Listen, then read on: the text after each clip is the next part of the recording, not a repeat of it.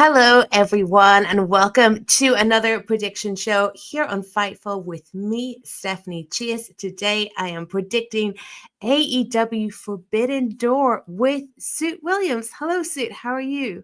Hello. You good? Yeah, I'm all good. I'm just now realizing that my living room on video kind of looks like a sanitarium with the white couch and the white walls with nothing on them, but we just moved, so it's not done up yet, but not You're in the forgiven. crazy house yet, despite some of my takes.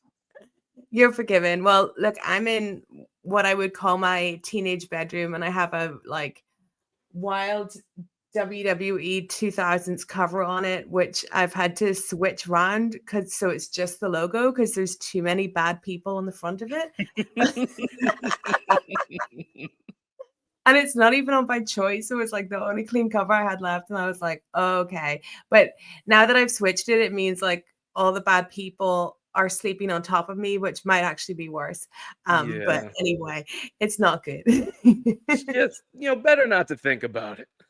Definitely. Well, Sue, this is the first time we've ever spoken, right? So thank you so much for taking on this endeavor with me of AEW Forbidden Door. How hyped are you for the show on Sunday, which is live from London, in the UK? Well, I do enjoy an afternoon pay-per-view. That's always Mhm. good. I enjoyed All In. I was there live. I didn't think the show would be going, 6 hours, but and that's 6 hours from when I got there. I skipped the 0 hour. So, um I hope I kind of hope from home that this one isn't 6 hours. I don't think it can be because I think there's a curfew Yeah, or whatever in the UK. there's a 10:30 curfew at Okay. the venue, and the show starts at 6 p.m., I believe. Okay. And I believe that Tony Khan should only be allowed to book venues with curfews. Like, I've been to enough AEW shows to like just personally believe that. So I think we're getting a 4.5 hour pay-per-view plus the pre-show. Yeah, that's acceptable. That's Mm. reasonable for an AEW show. Yeah, it's digestible. And for me, watching it from Ireland, it's on at the best possible time because it's gonna start at 6 p.m. So that's like dinner time, and Yes. you It's know, a nice normal time for the Europeans out there. We get, the Americans get it early in the afternoon. It starts at Mhm. like 11 or noonish central Yeah, time. So, you get to yeah, have your lunch. I get to have my dinner. It's good. It's good. there you go. As far as the show as a whole goes, it it reminds me of there was this What Culture Wrestling video from around WrestleMania time, and Michael Mhm. Hamflet made a point about there being a lot of it'll be good on the day kind of feeling to Right. it. Hmm. And there's a good few things on this show where it's like, it'll be good on the day, but like the build up like at a point was good, but then something kind of got weird, and then there's some other matches that are kind of just thrown on, which I don't mind personally for the Forbidden Door. I actually think that there's like, I don't want to say too many stories, but I do Hmm. think there's that the need to like build everything up on the show as opposed to, making it like an all-star kind of one-off kind of show has kind Yeah. of hurt it a little bit from like the New Japan involvement from because they were Mhm. running the G1, definitely from the Stardom involvement because the 5-star Grand Prix is still going on right now. I think the Yeah. final is the same day as Forbidden Door. So not having, the need to have every match having a story going into it is kind of hurting the show a little bit. It's a help and a hindrance. I feel like Forbidden Door never really has a good build, like probably due Yeah. to the concept. And I feel like, I mean, I was at Forbidden Door last year, and although I enjoyed some of it, like certainly when I was watching Moxley and and Naito, I called him Nitro, Naito, I was like, kill the concept now, like we're in the Yeah. ground, like it's dead. And I do feel like I remember like before Forbidden Door, ever existed, the kind of thoughts people were having of what it would be. I remember doing a stream with like Andrew Thompson and SP3 and Benno, where we all did our like dream cards. And the way Forbidden Door is, at that point, we didn't know Tony Khan well enough to know that he has to make everything an annual event, like no matter what. So, at that point, we were thinking it would be these great like one-off matches that you could get. And then I think it never really like panned out that way. And I'm not sure like New Japan really have the people now to give like dream matches to. And it's funny looking at, people like Okada being like he's on the AEW side now, which is, but yeah, I don't think Forbidden Door ever has like that great a build, but it definitely is. It will be all right on the night like type show, and I'm sure it will be a good show. But we have 9 matches to get into, and we're going to get into those now and give our predictions. We want to hear your predictions too. And first, let's hear a word from MyBookie. Hey guys, Sean Rossap here to tell you about MyBookie.ag. Yes, you can bet on professional wrestling. I know a lot of people watching this know that they have some insight. They've got a little bit of a heads up. And if you think that you know more than the odds makers, head over to mybookie.ag. Use that code FIGHTFUL. Get a $50 bonus with a $100 deposit or a $100 bonus with a $200 deposit. They have lines on upcoming shows for WWE, AEW, as well as all other sports. But leave it a little bit of extra if you feel very confident in the direction of some of the booking, the direction of some of the storylines. You can bet on anything, anytime, anywhere with MyBookie.ag. Use that code FIGHTFUL. Please only bet what you can, and please bet responsibly. MyBookie.ag, bringing you the best experience from the best. MyBookie.ag and the code FIGHTFUL. MyBookie.ag and the code FIGHTFUL. Sid, are you ready to get into it? Yes, I am. Yes. Open the Forbidden Door with a very unforbidden door match. We are going to open with Adam Copeland and Christian Cage versus the matriarchy, Kip Sabian, and the returning Killswitch / Luchasaurus. Oh my gosh. Where to start on this one? Yeah. I think I'm an Edge hater. Just like flat out. I think everyone knows that have watched any shows where I've had to talk about Edge. So I'm not into this one at all. But yeah, I'm an Edge hater. I don't even like have any, like, I don't want to see him and Christian reunite just because I don't like anything that encourages him. And I think this is just, encouraging him to continue on. That match with Stokely where he was talking like to a woman in the audience and stuff, it was so bad. And then Kip Sabian, no offense, Kip Sabian having a pay-per-view match, even if it is in England, is wild to me. Nice to see Luchasaurus back, of course, but I'm just gonna say I think Adam and Christian are gonna win. I'm sure they'll have a big night in Toronto at All Out, but for me, this is not one that I'm looking forward to. How do you feel about it, Sue? Yeah, the Cope and Christian thing is not something that I've particularly been looking forward to as much as I've just like been, all right, they're doing it. I just hope it's good.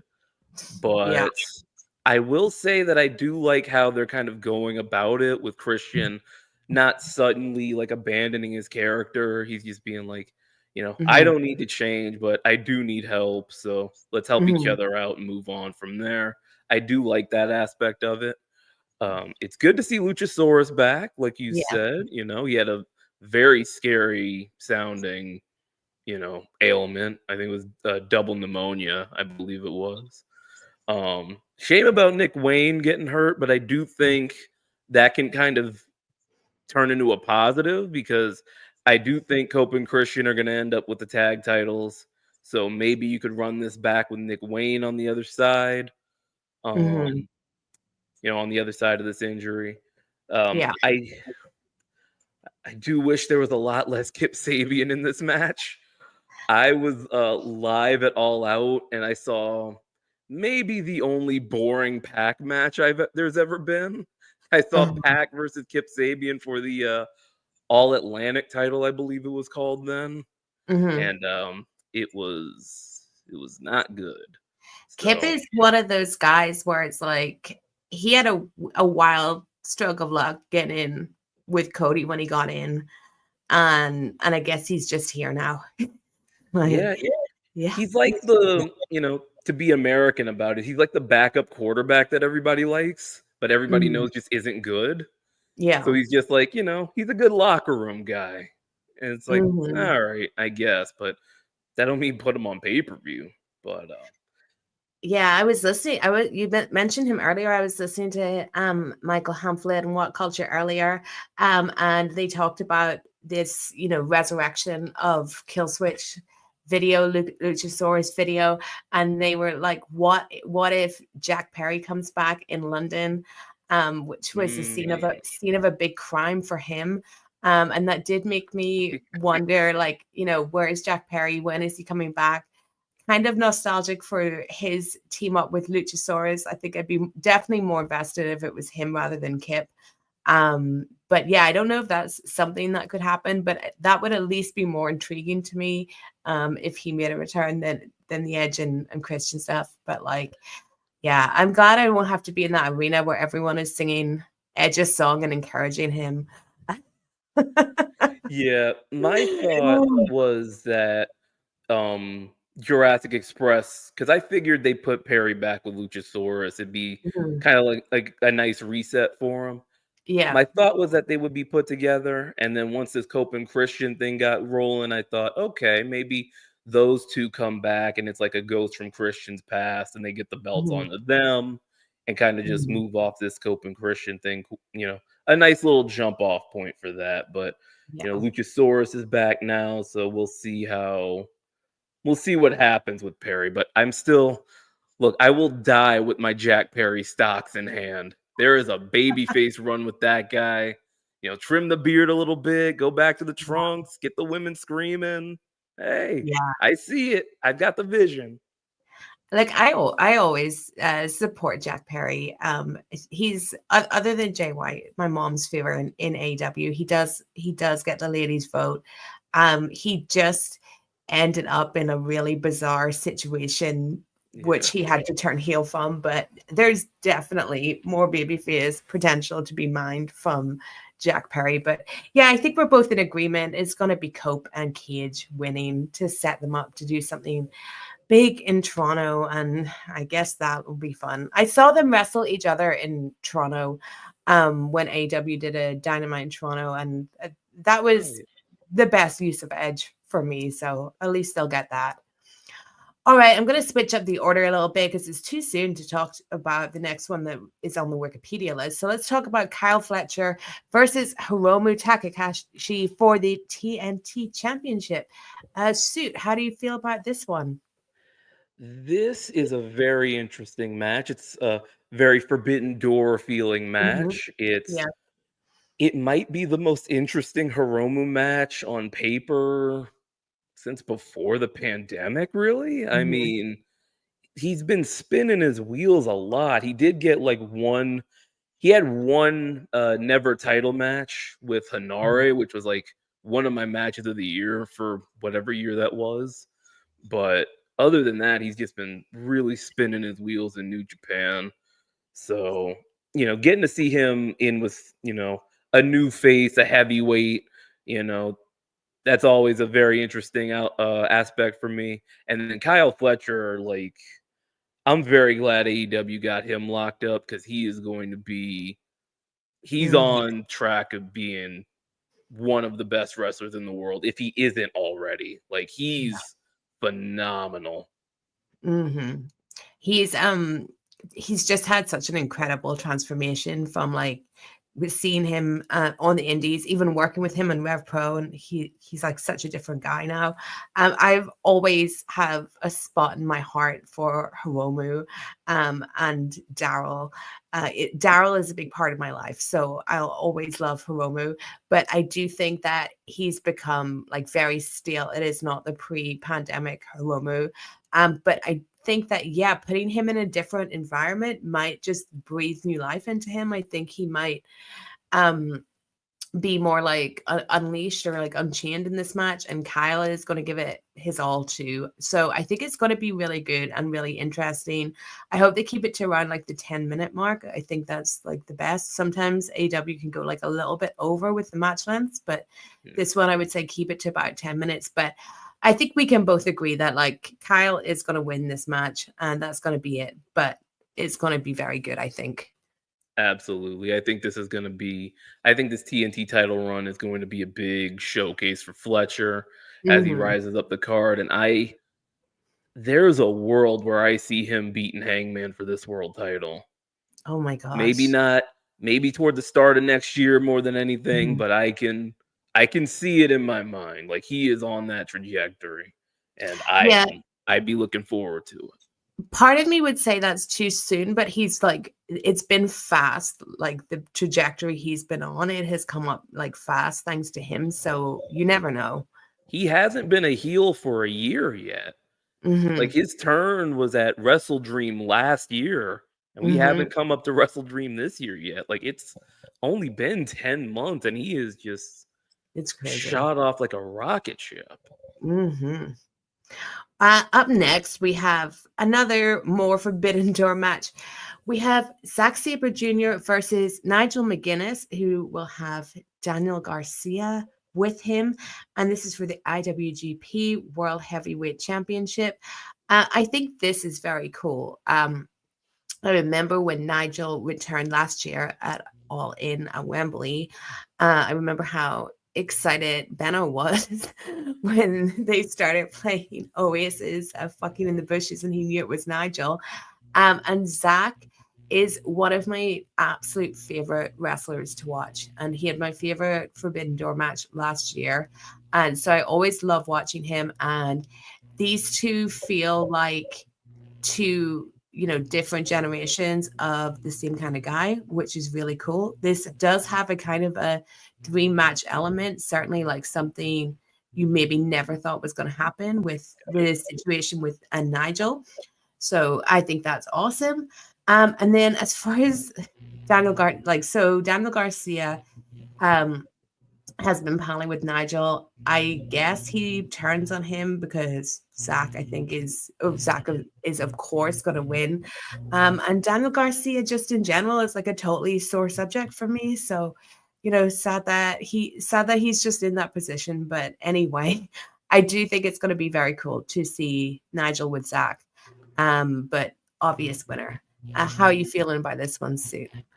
Yeah, this is a very cool match to see. I remember seeing Desmond Wolfe in TNA. Like I hadn't gotten into ROH yet, so I didn't know who the guy was, and I thought he was kind of cool, and then he disappeared, and then you see you watch that documentary of Nigel, and you see like just the anger and the pain that he dealt with his career ending the way it did. I'm always going to be rooting for that guy to get, the shots and the opportunities to, finish his career on his terms. And he's looked very good as well. Like, did you watch the technical spectacle, as they called it, on Collision a couple weeks ago? No, I did not. That match is phenomenal. It's like a spot fest, but with like arm ringers and stuff. Like, it's a match you would see on like an Evolve like undercard, and you think, oh, that was cool. And it's cooler because they put it on TV, and it's like four of the best technical guys in the world. So Nigel's been very good in his return. He's looked good. The Danielson match was really good. I like that FTR match he had with I like the FTR match he had with Garcia. The result isn't in doubt. Zach's winning, but it'll be really cool for London to get this match. Tony's paying for Oasis again. It's a top 5 Gate and Company history. He's gonna just burn it on Oasis. But I'm very glad to see that they've got Garcia, that they're gonna turn Garcia here, because if the post match of the technical spectacle was Nigel not meaning to be, but being very condescending to Garcia, Mhm. So it is going to be, the focus is going to be on Daniel Garcia out of this. And I tweeted about it a little while ago where, there's a world where AEW used that TNT title run to establish Garcia as like a top technical wrestler in the world. And then Yeah. there's a world where he's in the spot against Zach instead of Nigel. But I do like that they have like, because he got lost in the shuffle, but I like that they're still going to focus on him, and that coming out of this, presumably he's going to be a heel and he's going to get a run there. I think it's his role of best use, and I think it's going to be something where we get reminded how really good Daniel Garcia is. I have his stocks and I have Jack Perry's stocks. I'll be a rich man one day. I feel like, so I had a load of Daniel Garcia stocks. Like I think my whole portfolio was Daniel Garcia stocks, and like, and anyone that used to like listen to any of my Dynamite reviews, like every week I would talk about Daniel Garcia, like in depth. I made videos of Daniel Garcia and all sorts. And I was so thought like, I think in another universe he could be what Kyle Fletcher is now. I can see that. And to me, in that universe, he would have had to never get involved with the Jericho stuff and continue on like Red Death, Daniel Garcia. So I just feel like it's not that I don't have faith in Daniel Garcia, the person. I can't have faith in AEW and Daniel Garcia just because like when it felt like he was going to leave, when there was that time, I was on the side of like he should leave just because of everything that had gone on, and just because I thought he was being booked so badly. I hated the dancing thing. I know like that helped get him over, but I thought it went on too long. I hated him still being stuck with Daddy Magic. I just didn't like all that stuff, and I just thought if I was him or advising him, I would say just try it out in NXT. And that's not to say that I think NXT would be like a great, place. Like we're seeing how Ricky Starks is doing in NXT. We're seeing how Mariah May is doing in NXT. So it is definitely not somewhere where you can say like, oh, they absolutely would be booked better in NXT. But I would just thought like, you're so young, cut Any your thoughts on losses. Daniel Garcia, Blake?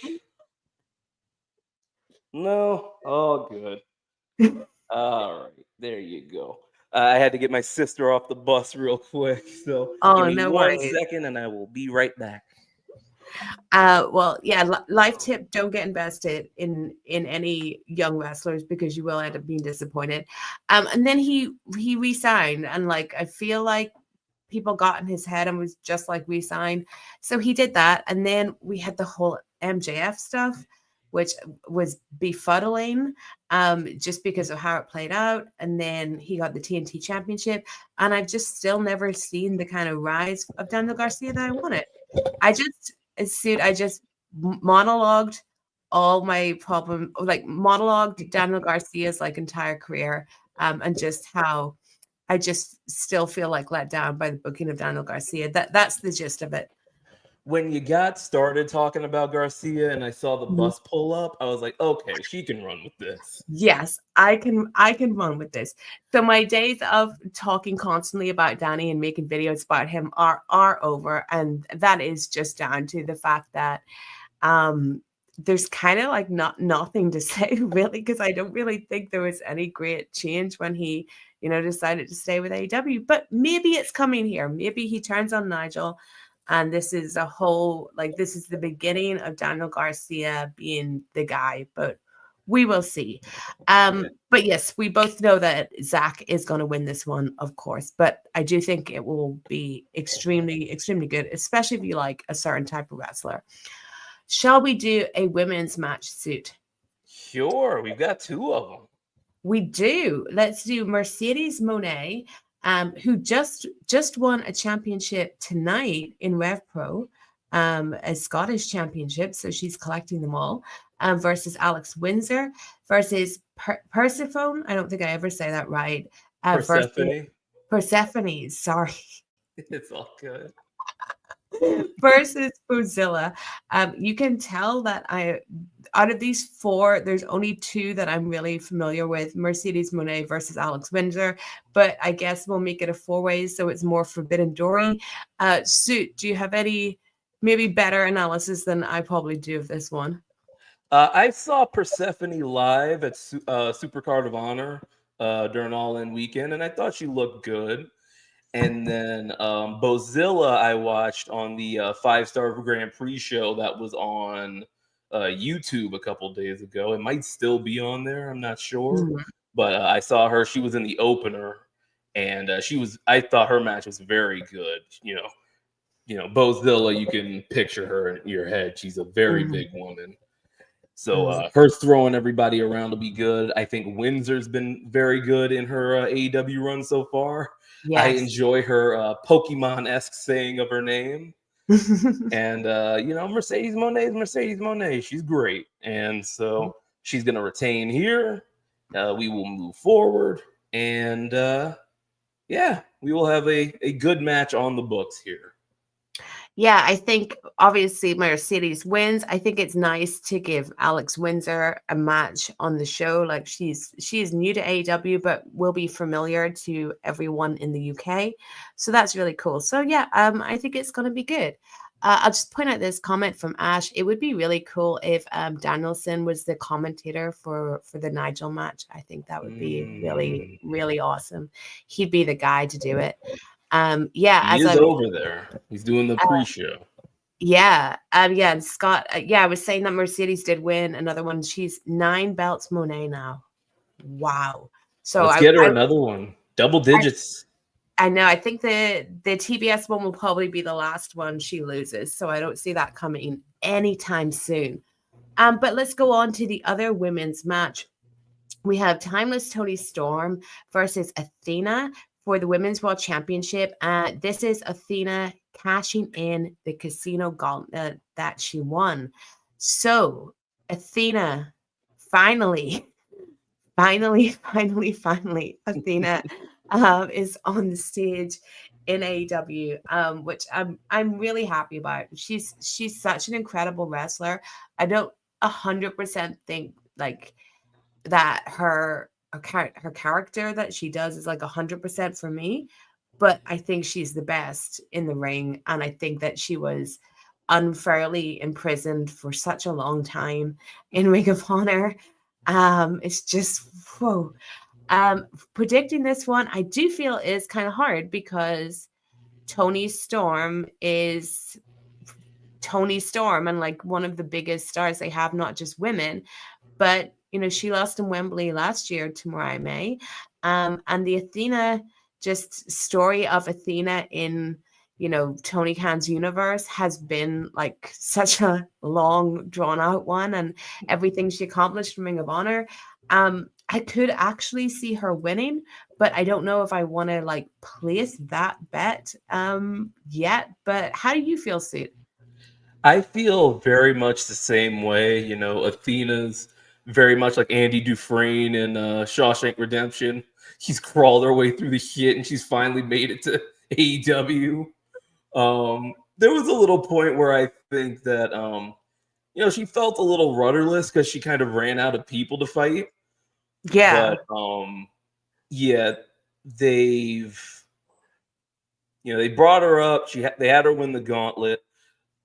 I think the more interesting thing to do would be to have her win.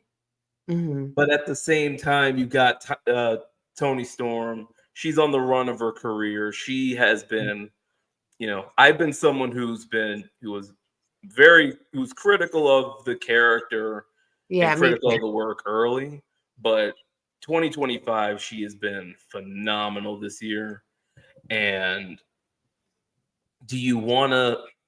I don't know if it would be cutting that off to have her lose here.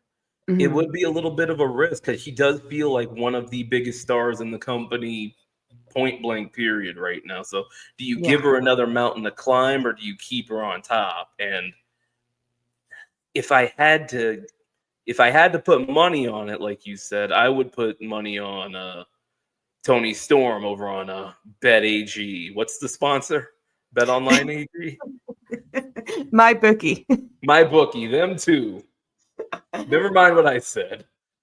But I just feel like, and I'm gonna say it because I always say it. Toni Khan, terrible booker of women, like just outright. So my feeling is, if Athena loses, what becomes of Athena? Because he's not good at having like multiple women in the mix at the same time, multiple women's storylines. You know, it's one woman's match on Dynamite, that's it. And he's already like, I'm not saying that he was like actually like punishing Athena for the Ring of Honor run, because obviously like she became like the longest running champion of all time. She got like this huge. She's the face of ROH at this point. Yeah. So it's not like a punishment, but it is kind of was a weird move to keep her down there so long, especially when like Ring of Honor men were featured. Like we were having matches for Ring of Honor men's titles on Dynamite, but Athena was like this like secret or something. So if Athena loses, like I just don't have faith on her having somewhere to go after that. Like Bill says in the comments, who does Toni fight after? And that is a problem as well with the way that Toni Khan books, that he doesn't like have so many like women's storylines going on where you could see an obvious like next person. So I think I'd be very worried for Athena if she loses, but I do think Athena's going to lose. If I had to pick someone, I would pick Toni. Yeah, I would disagree a little bit about the women's booking. He's done a lot of work this year to kind of, get more people integrated. Like on Collision, there's like, it feels like they're building like a big women's tag match, maybe a women's blood and guts with, the baby faces versus Tekla and her crew, and Megan Bain as well. So there feels like there's a lot of stuff like percolating in the women's division. It just hasn't really come to its conclusion yet. I do want to see where that ends up. As far as like who Toni would fight after this if he were to win, that's part of why I think Athena's got a fighting chance. Yeah, you've got Willow there, you've got Statlander there. Those are obviously money matches whenever you want to run those. Tekla, I feel like they really like because they gave her a stable and they're giving them a real like shine right now. So I'll say the name Jamie Hayter because I've been pushing for that match ever since she came back and then got hurt again. Prayer circle for Jamie Hayter. Yeah, I wonder how close she is to returning, because obviously they're in her home country, but probably not close. I mean, we don't know what we don't know what she hurt. At least I don't know. So, let's hope she gets back in the mix. But Athena, you are right to be worried about it, because like, what does she do after this? You've got what? She's defending her title on the Ring of Honor show coming up against Mina Shirakawa. And Mina's tight with Toni as well. So maybe Athena wins here, and then the Mina thing kind of gets them to a Toni rematch at some point. Maybe All Out. There's a shot. Athena's got a shot. I'll say that. Yeah, I'm glad she's got at least a shot. I think it will be a very good match. And next up, we got Okada versus Swerve Strickland for the AEW Unified Championship. How do you feel about this one, Sid? Boy, they kind of just threw this one on. Like the build has just been like, hey, Okada and Swerve, there you go. Yeah. Like there was that weird promo with Renee where it was like Okada said like, oh, you hurt your knee. And then they kind of just shoved each other. And now it's like, that was pretty much it. Like, this doesn't require that much build, but it also just like, it feels like they would have been better kind of just like throwing the graphic up and like not having them on TV the last few weeks. So this feels like Toni thought if Okada was still in New Japan, this would be a great idea. You know, like if Okada still worked in New Japan and Swerve is obviously Swerve to all of us AEW fans, then you could throw up that graphic and people would go, oh. But because they both work for the same company, it's like, oh. And Okada's been like, 60% Okada for all Yeah. but like 3 of his matches. So Yeah. hopefully, it's a big house. Maybe we get Bright Lights Okada. Maybe we get it up to 80% today. But I wouldn't have Okada lose until the finals of the C2. Like, I think Swerve is a good name for him to beat. If Swerve wants to take some time off to get this knee problem dealt with that he's been dealing with for that came out. years, like, now's a pretty good time. So Yeah. I think Okada's gonna win. Yeah, I think Swerve probably wants some time off. I don't think it's gonna be very good. It's like my other prediction. Like I Okada in AEW, is a whole big conversation, but he's just not the man he was. Swerve, I think, is amazing and is in my like top 3 favorite current wrestlers.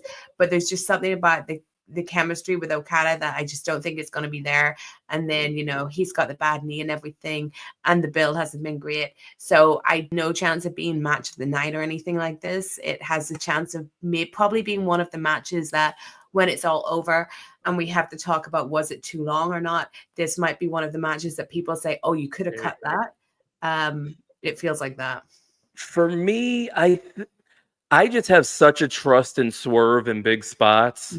Like, Swerve for me is one of the best big match wrestlers like in the world. Yeah. I believe he can get like that level out of Okada. Like Speedball kind of got that level out of Okada at Double or Nothing. like I think he can get Okada to like wake up and just remember he's Okada. Maybe maybe Prince Nana can throw some coffee on Okada and he'll wake up and remember he's Okada. All right, let's move on to the AEW World Championship match. Let's talk about weird builds. We've got Hangman Adam Page, our champion, versus MJF. This one, I thought, so MJF won the gauntlet, and then 2 weeks ago, Hangman like coaxed him into just declaring this title shot, and like that all seemed really good. They're back and forth, and then this week's Dynamite, it seems like they tore it all up and shit on it and flushed it down the toilet. And we had Mark Briscoe nearly dying at the hands of MJF, and like that absolute foolery. So Hangman agreeing that this isn't MJF's gauntlet shot, right? So he's just giving him the shot as opposed to MJF taking it without it. I just I hate stuff like that. I honestly, if this happened to me in real life where someone like put petrol over one of my friends and said they were going to set fire to them, I would be like, you go for it. Like, just go for it and like see what happens to you, especially if you're doing it like broadcast on TV. Like, let's just see. Those things are like so stupid, especially when later in the show you see like security getting involved in like way less dangerous stuff. I just I don't know. I'm not going to blame like MJF for this segment, because obviously Hangman's been involved in some wild stuff with Swerve that all worked out all right. But I do think MJF needs an editor, and I'm never sure that editor is Tony Khan. So when I see something like this play out, I'm just like, oh my God, Max, please put the amateur theater to bed. So that I think that really like sucks that they changed that. But I believe that Hangman is winning, and MJF, I guess it's set out there that he's gonna have a second match. So it's kind of all I gotta say about that. How are you feeling about it? I think the top 2 matches on this show, I think they changed them because of WWE running head on the same day next month. I think they want to have 2 big matches for next month where it's All Out versus WrestlePalooza where it's Okay. All Out versus Lesnar versus Cena. So I think they were gonna burn this contract off here, but then that kind of changed their mind. They basically set up Darby versus Moxley on this show, and then that changed. We'll get to that later, but yeah, I'm just anti Money in the Bank, executing contracts, all of it. I Me just too. think it's a burned out trope. It's been done to death. Yeah. It's unnecessary. It makes you think that Athena should have abducted someone that Tony Storm has a connection to, and then She's have got her. two. She's got Mina and Alex and Windsor. But I will say AEW has, this is a promotion where people have been set on fire. Jack Perry got set on fire in Anarchy in the Arena, and then he got the pin. So it's like, I guess it's plausible in this world that Mark Briscoe would have been fine. I'm telling you, I would have taken that risk. I would have taken that risk. But yeah, I thought the whole story of MJF trying to bait Hangman, but Hangman being evolved and changed and baiting MJF back, I thought that was a really good story. Yeah. The segment on this week on the Glasgow Dynamite, I thought MJF just wasn't in the building. That's how weird it was. Like, there is a version of that angle that I think accomplishes what they want to accomplish. Now it's got to be done in front of the crowd, and they're like beating up security, beating up the conglomeration, and then there's like, a standoff like in front of the people, where I think it would have worked that way, but the way they did it with just this cold pre-tape is just like sucked a lot of juice out of this. So yeah, I think Hangman's gonna win. I think we're gonna get a rematch next month to counter the WrestlePalooza on this streaming service that no one knows how much it is and no one knows how they get. And I'm saying that as an American who follows sports media. I don't know how to watch this damn thing, but that's a whole nother, bag of socks or whatever. And I don't have a problem with them continuing it with MJF and Hangman, because I've always described Hangman as my main character, like my hero of AEW. And I think if I would put someone in the villain of AEW role, it's MJF, complimentary, because he's been there from day one as the antagonist of the company. Though I do think that, Swerve is Hangman's kind of like life partner, whether like together or against. But so I don't mind this continuing at all. Do you have any thoughts on, just because some people mention it in the comments, like MJF Hurt Business, is that done, or could that factor into any match on the show? Now, I had a thought in my head before Dynamite of maybe this MJF Hurt Syndicate thing is a swerve, because he didn't really do anything to get kicked out of the group. So maybe it's MJF and MVP putting their heads together, getting one step ahead on Hangman. Yeah. But they basically had Ricochet and his crew replace them in that segment on Dynamite. So that's like, oh no, I guess that's done. So it's an interesting one. And MJF and MVP are two people I can absolutely see like working the sheets on stuff, putting out false stories for this Swerve. So it is interesting whatever is going on there, but I do think it's done. Like I think so too. Okay, I'm just making sure that I have done everything and that we are on the final match. Yes.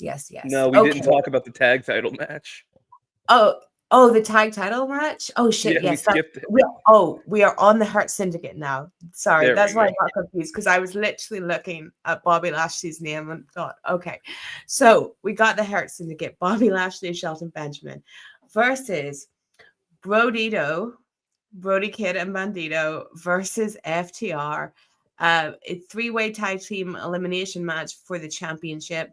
So I guess this is one of these ones where the intrigue is what people might be might think is going on in real life here with the Hurt Syndicate, not wanting to lose, with FTR, being the ones they don't want to lose to, and then we have the like addition of Brodido, so that doesn't make things look good. So this is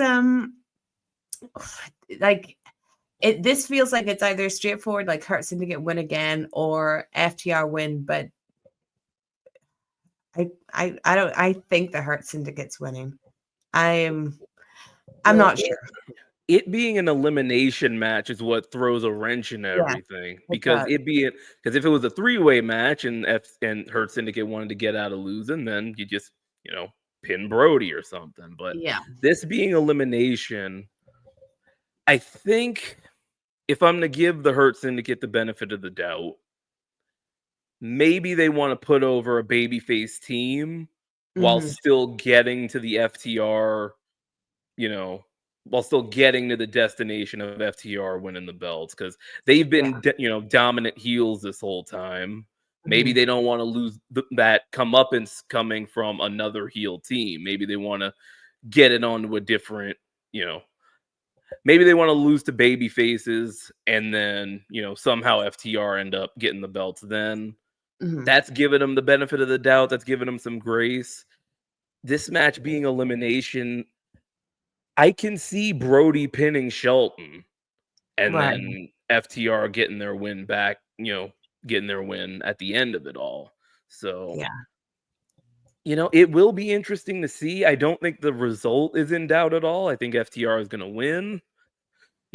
Maybe the Hurt Syndicate just gets disqualified and they don't drop a fall to anybody, which that would certainly confirm some things. But I do think for sure, like Scott says, FTR versus Edge and Christian in Toronto, I think definitely. But I don't think you necessarily need the belts to do that. Because it's Edge and Christian. I think if it's just going to be a funny result either way, because if Hurt Syndicate lose, they are it's going to be like, oh, you see, they'll lose, and then if they win, it will be another big conversation about like the Hurt Syndicate not putting anyone over or stuff like that. It's a hard position. It's how they lose too. Would be the thing to look out for there.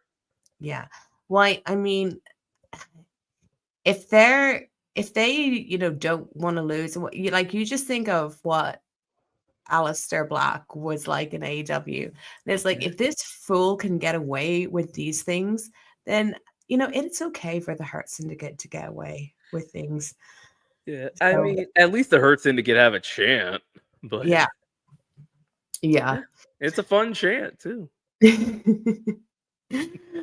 All right, let's go on to the lights out steel cage match, where we have Kenny Omega, Kota Ibushi, Darby Allin, Tanahashi, and Will Ospreay versus Claudio Castagnoli, Jon Moxley, the Young Bucks, and Gabe Kidd. All these injured men getting in a steel cage.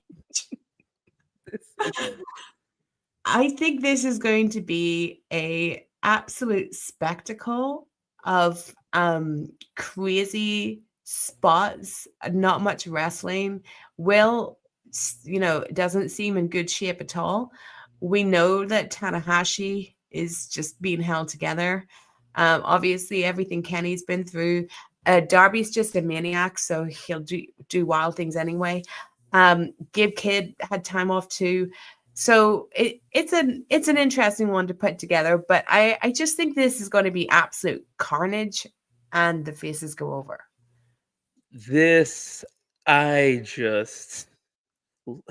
When they announced this was going to be Tanahashi's last match in the UK, I don't know. Like, you could have given someone a million tries; they wouldn't have put this together. Jesus Christ! It's so wild, especially as someone.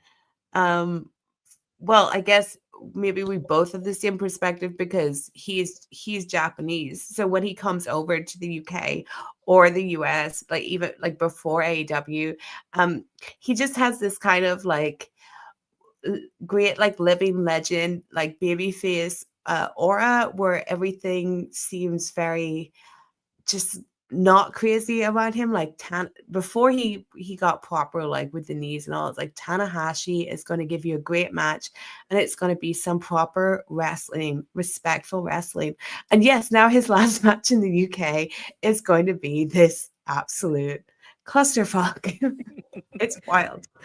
It is, and I feel like Tanahashi's gonna do a high fly flow off of something high, whether it be off the ropes, whether it be off the cage.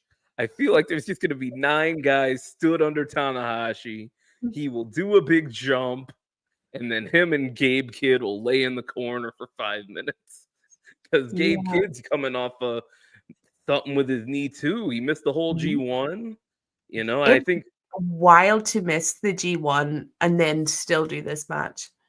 But I do think it's easier to hide in this match than it would be to, you know, do 8 singles matches or, you know, however many would be if you were in the playoffs. So yeah, from that perspective, I think this would be a lot easier for him because there's, you know, really 9, but like technically 8 because Tanahashi's not going to do anything.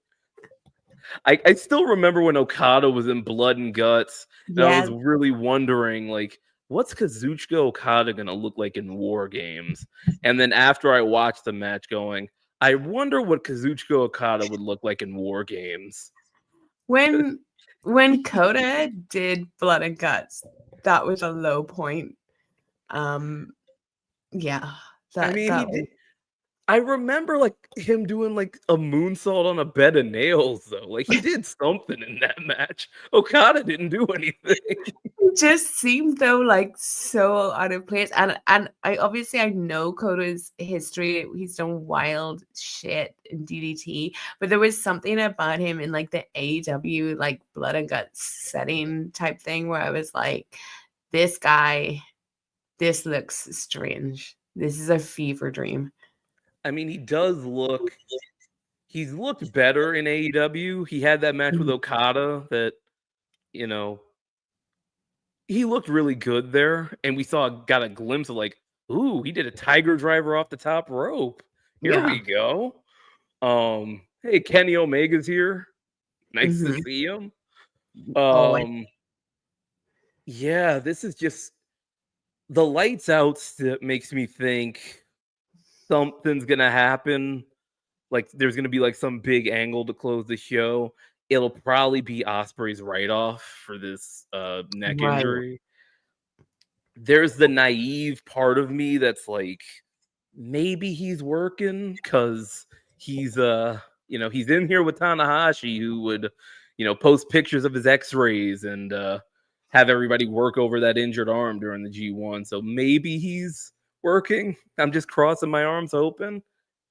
But yeah, I think this is going to end up with the Death Riders winning, Will getting stretchered off, and Darby just screaming for revenge that he will probably get in Toronto. I mean, firstly, the UK is completely owed a big Kenny singles match. Like so much. But I do not like the Death Riders, right, at all. And I think every show, you know, I'm on, I'm just like, I don't like the Death Riders. I don't like Moxley. I think he's like my relationship with John Moxley, I think, is broken beyond repair due to the Death Riders. But it could change because I thought me and MJF were done forever after him and Adam Cole, but I've actually come back around. But for some reason with Moxley, I don't think he has it to make me ever like him in any way again because of the Death Rider stuff, right? I think he will be my new Edge, you know, in like 10 years. In like 10 years, I'm going to be like, kids, I lived through John Moxley, and you don't want to encourage him and Seth Rollins teaming up again at WrestleMania like 60 or something. Like, you don't want it, kids. The Shield share, look out. So I do, death to the Death Riders, just like end it. But I think there would be something quite like sad, and it would be such a tragic ending for the baby faces to lose, and Will, especially in the UK, to be like stretchered off, go off into the sunset. That would be like really sad, but I don't put it past like Tony Khan doing that. Of course, there could be some sort of surprise at the end, but I don't know. Maybe it's like it's all really tragic. And we got Tanahashi, Ospreay on stretchers, all of that. And then we have one man left alone in the ring, and that's Darby Allin. And he's in tears because all his friends are off to the hospital. And then his dad, Sting, just comes out and gives him a hug. Oh. And that's how we end it. And it's like, oh. I do think that tragic ending for Ospreay, though, I think that would help, because if he's back in time, you could build up his like return to Wembley, because everybody think the Wembley show next year, everybody pretty much presumes Ospreay is like going to be the focal point of that, if he can be. So doing that, I do think would help, like the come around of I'm going to get my revenge, I'm going to win the title at All In, but then that would require, then Mox would have to have the belt then. So maybe we burn that off a little earlier than that. Maybe that's the Owen final. I do. If Ospreay is gone for like a really, really long length of time, like it does make me worried. Not saying like they obviously have a lot of people, Hangman, Swerve, but Ospreay really does inject something into all these cards and all these shows that he's going to be sorely missed. Yeah, it's losing him is like really tough because he really feels like he embodies what a lot of people want the company to be. Yeah. And then you're going to lose Swerve for a lot shorter period. He might only miss like 6 weeks or something with this knee, depending on how he chooses to rehab it. But, I do think they have a lot of like people underneath that can like rise up. You've got Darby, you've got the ops, you can, kind of not split them up, but like use them separately. Yeah. You've got, you've got maybe Eddie Kingston. We'll see how his like Eddie coming back would really inject something into it. Like Eddie coming huge. Back. Eddie coming back and feuding with Mox will not make me like Mox again, but it will make me find him watchable. Like that could be his salvation, getting in there, but he would have to have no Claudio or anyone with him, like none of that, like just him and Eddie. If they told a storyline with Eddie coming back where they can do promos and everything, and I might be on board. What if Pat came back on this show? He's been out for a little while. What if he helps them win, and then that's kind of how the heels get the win? Man, what if the greatest wrestler of all time, Jay White, came back? That would make me very, very happy. That would make me very, very happy. I don't know how he'd fit into any of this shit, but just to see him again would be great. But at least the lights out matches are always a spectacle. And I think on Monday we can prepare ourselves for conversations about, was it too violent and was the card too long? Like that's what we're going to be seeing debated on Twitter in the night. So every post AEW conversation, every post pay-per-view conversation. Yeah, but I think it's going to be a good show. Like I know a lot of people that are going that are really excited. It's not Wembley, but it's still going to be fun for everyone. There's a lot of great stuff going on. So anyone that's going to Forbidden Door, have an awesome time. I know you will. And I think that's it, Suit. Thank you so much for doing this with me, and for having our first ever meeting on air. Yeah. Would you like to tell everyone about what you do and where they can find you and all that great stuff? Yeah, so I write about pro wrestling a lot. You can find my writing on voicesofwrestling.com. I also have my own blog, suitwilliams.com, where I do my own like watch projects. I did Williams Watches WrestleMania, where I watched every WrestleMania up to this year, and I did the reviews Wow. of this year's show live. Uh, it was very interesting and very fun to do. And my current project right now is called As Good as It Gets, where Mhm. I am reviewing the best of 1997 pro wrestling. So right Best now, year. The best year in wrestling. yeah, I am up to the first half of March. So right before WrestleMania, the next batch will have the big Bret Hart Psycho Sid steel cage match. Mhm. I've been doing a lot. I got a big batch of All Japan coming up as well. Wow. I just did in the most recent batch, I did the big Final Four match with Mhm. Bret, Austin, Undertaker, and Vader. So yeah, I got a That's lot going on there. And then you can find me on social media at Suit Williams.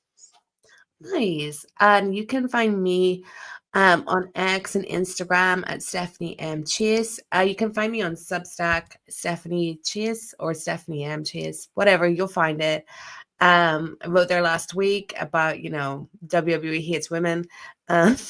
So, Hard to argue. Hard to yeah, argue. if you're into that kind of thing, you can read that. And I've got some other writing plan that will be up soon. But yeah, thank you guys so much. I'm going to be back next week previewing Clash in Paris. I'm pretty sure it will be Andrew Thompson with me, which is going to be really fun. So make sure you look out for the link to that. And Suit, thank you once again. I had a really great time. And thank you all for watching and enjoy Forbidden Door. And I'll see you next time. Bye.